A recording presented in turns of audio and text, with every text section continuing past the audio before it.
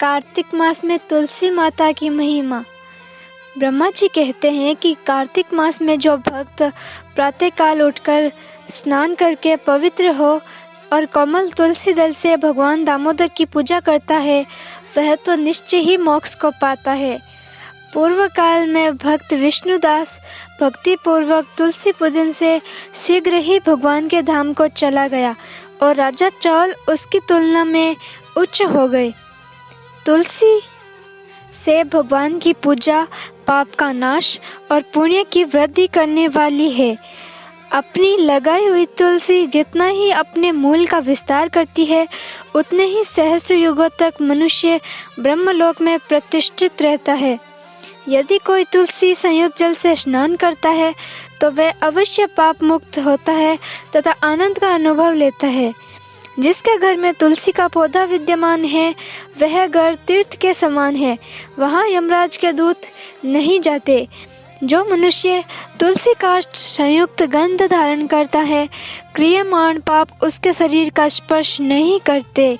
जहाँ तुलसी वन की छाया हो, वहीं पर पितरों की तृप्ति के लिए श्राद्ध करना चाहिए। जिसके कान में, मुख और मस्तक पर तुलसी का पत्ता दिखाई देता है, उसके ऊपर यमराज दृष्टि नहीं डाल सकते। प्राचीन काल में हरिमेधा और सुमेधा नामक के दो ब्राह्मण थे। वह जाते जाते किसी दुर्गम वन में परिश्रम से व्याकुल हो गए और वहां उन्होंने एक स्थान पर तुलसी दल देखा। सुमेधा ने तुलसी का महान वन देखकर उसकी परिक्रमा की और भक्ति पूर्वक प्रणाम किया। यह देख हरिमेधा ने पूछा कि तुमने अन्य सभी देवताओं व तीर्थ व्रतों के रहते तुलसी वन को प्रणाम क्यों किया? तो सुमेधा ने बताया कि प्राचीन काल में जब दुर्वासा के शाप से इंद्र का ऐश्वर्य छीन गया, तब देवताओं और असुरों ने मिलकर समुद्र मंथन किया था। तब वहाँ धन्वंतरी रूप भगवान श्री हरि और दिव्य औषधियाँ प्रकट हुई। उन दिव्य औषधियों में मंडलाकार तुलसी उत्पन्न हुई, जिसे ब्रह्मा जी आदि देवताओं ने श्री हरि को समर्पित किया और भगवान ने उसे ग्रहण किया। भगवान नारायण संसार के रक्षक और तुलसी उनकी प्रियतमा है, इसलिए मैंने उन्हें प्रणाम किया है। सुमेधा इस प्रकार कह ही रहे थे कि सूर्य के समान अत्यंत तेजस्वी और विशाल विमान उनके निकट उतरा। उन दोनों के समक्ष ही वहाँ एक बरगद का वृक्ष गिर गया और उसमें से दो दिव्य पुरुष प्रकट हुए। उन दोनों ने हरिमेधा व सुमेधा को प्रणाम किया। तब दोनों ब्राह्मणों ने उन्हें पूछा कि आप कौन हो?